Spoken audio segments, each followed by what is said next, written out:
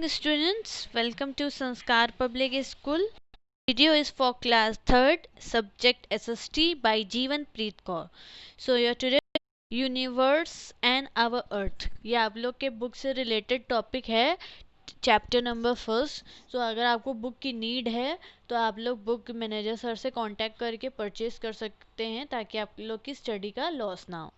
So in this we are going to learn about universe, solar system and earth. So, list the object that you see in the sky. Object मतलब क्या होता है? Object मतलब जैसे हम लोग sky में देखते हैं, जब हम लोग ऊपर की तरफ देखते हैं स्काई में तो हम लोग को क्या क्या दिखता है. कभी कभी हम लोग को रेनबो दिखता है. कभी कभी हम लोग जब हम लोग ऊपर जब सूरज सन दिखता है, मून दिखता है, स्टार्स दिखते हैं, तो वो ऑब्जेक्ट्स होते हैं. तो the first one is universe. When we look up the up when we look at the sky we see many object. जब हम लोग स्काई की तरफ देखते हैं तो हम लोग को बहुत सारे ऑब्जेक्ट्स दिखते हैं. In the day time we see the sun in the sky. हम लोग को दिन के समय में क्या दिखता है? सन दिखता है. सन मतलब सूरज. At night we see the moon and star in the sky.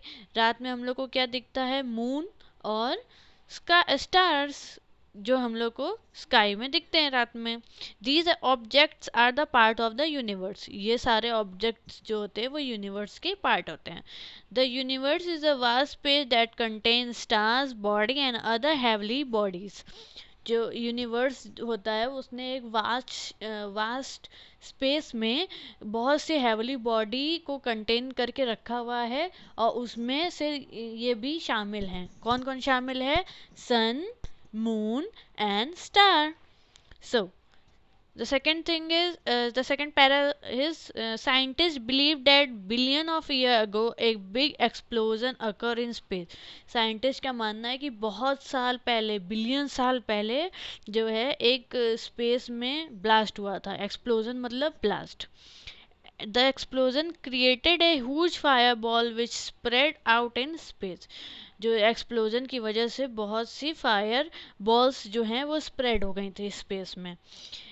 As the fire ball cooled slowly tiny particles form. जब फायर बॉल्स जो हैं वो जो फायर बॉल्स बन गई थी एक्सप्लोजन की वजह से, जब वो कूल हो गई, ठंडी हो गई, तो ठंडी होने के बाद वो छोटे छोटे टुकड़ों में बट गई. Over time, these particles came closer together and form heavily body. This idea about the formation of the universe is known as the Big Bang theory. So जब ये पार्टिकुलर्स जो हैं वो ठंडे हो गए तो वो एक छोटे छोटे चीज़ों में डिवाइड हो गए, छोटे छोटे गोले में डिवाइड हो गए. गोले में डिवाइड होने के बाद ये लोग केम क्लोजर टुगेदर. ये लोग जब साथ आए तो इन ये लोग एक हैवली बॉडी में कन्वर्ट कर दिए गए. तो इसी आइडिया का फॉर्मेशन हुआ यूनिवर्स ने किया था, जिसे हम लोग बिग बैंग थ्योरी भी कहते हैं. आप लोग को समझ आया स्टूडेंट कि साइंटिस्ट का कहना है कि ये जो सन, मून और ये लोग कैसे बने हैं? ये लोग ऐसे बने हैं कि एक ब्लास्ट हुआ था. ब्लास्ट कहाँ हुआ था? स्पेस में ब्लास्ट हुआ था, जिसकी वजह से ये लोग छोटे छोटे टुकड़ों में सारी चीज़ें बट गई थी. और फिर जब बटने के बाद उन्होंने, जब वो कूल डाउन हुई तो हम लोग ने देखा, मतलब वहाँ साइंटिस्ट ने देखा कि वो लोग छोटे छोटे टुकड़ों में बट गई हैं. तो उनको टुगेदर करके हम लोग ने उन्हें हेवली बॉडीज और इन सब मून स्टार्स का नाम दे दिया. तो इसको ही हम लोग बिग बैंग थ्योरी कहते हैं. Today the universe contain of billions of Galaxy. A Galaxy is a collection of gas, dust and star along with the heaviest body. अब यूनिवर्स जो है बहुत से गैलेक्सीज को भी इकट्ठा करके रखा है. जैसे क्या क्या? Galaxy is a collection of gas को कलेक्ट करके रखा है. डस्ट को कलेक्ट करके रखा है.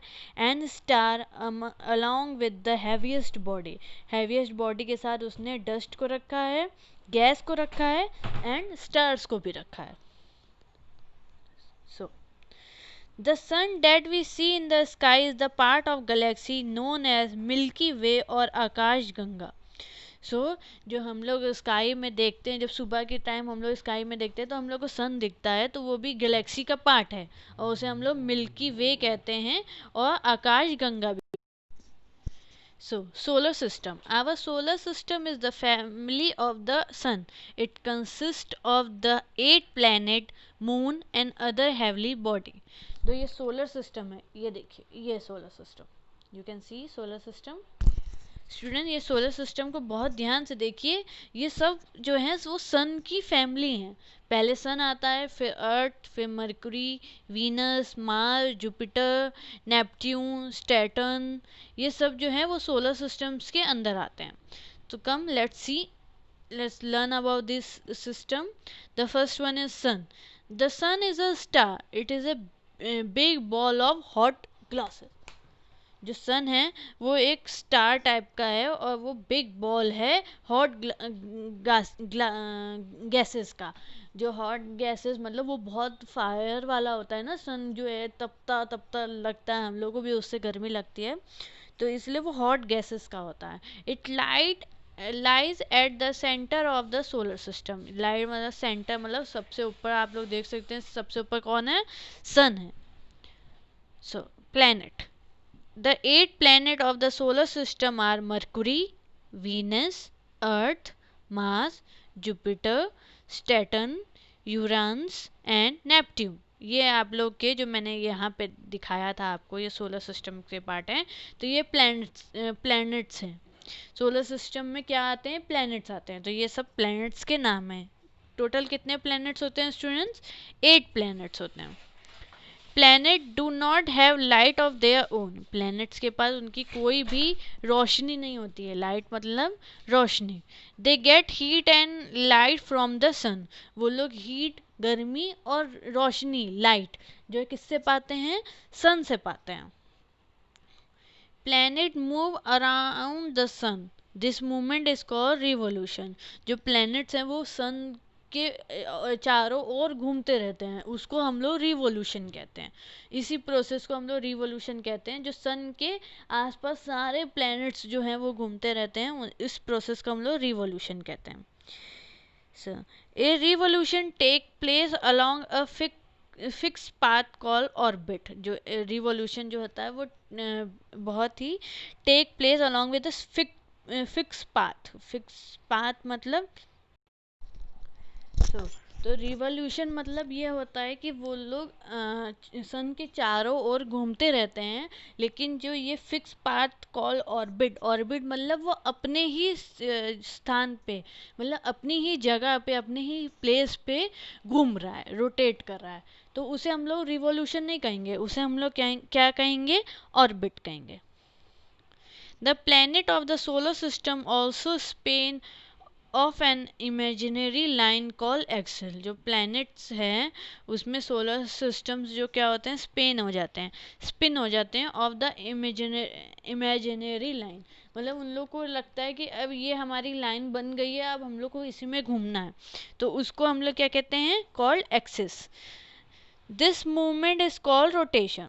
मतलब वो जब घूमते रहते हैं, मतलब अब उन्होंने अपनी एक इमेजिनरी लाइन, मतलब अपने इमेजिनरी लाइन बना ली है, अपने ही ख्यालों की लाइन बना ली कि हमें इसमें घूमना है, तो इसे अपने एक्सिस पे घूमना है.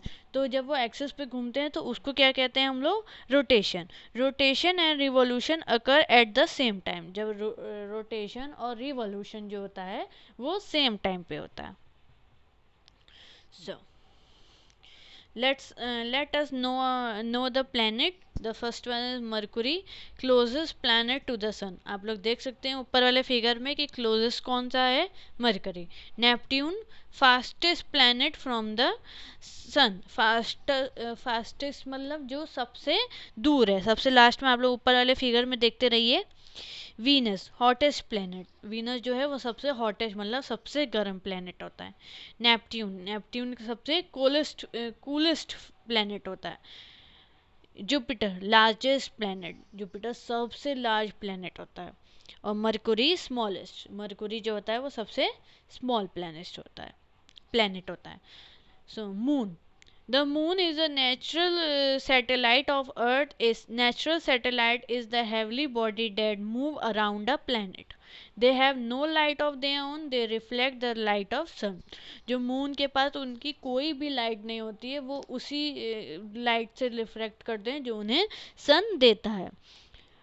They move around the planet, वो प्लैनेट के आसपास ही घूमते रहते हैं। Natural satellite of the earth, moon जो होता है वो नेचुरल सैटेलाइट होता है अर्थ का।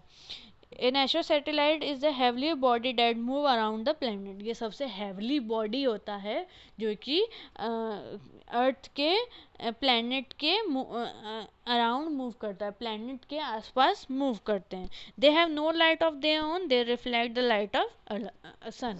मैंने आपको पहले भी बताया है कि उनके पास कोई भी लाइट नहीं होती है मून के पास, वो तभी रिफ्लेक्ट करता है रात में वो सूरज से, मतलब सन की रोशनी से ही वो अपने आप को रिफ्लेक्ट कर पाता है। कौन रिफ्लेक्ट कर पाता है?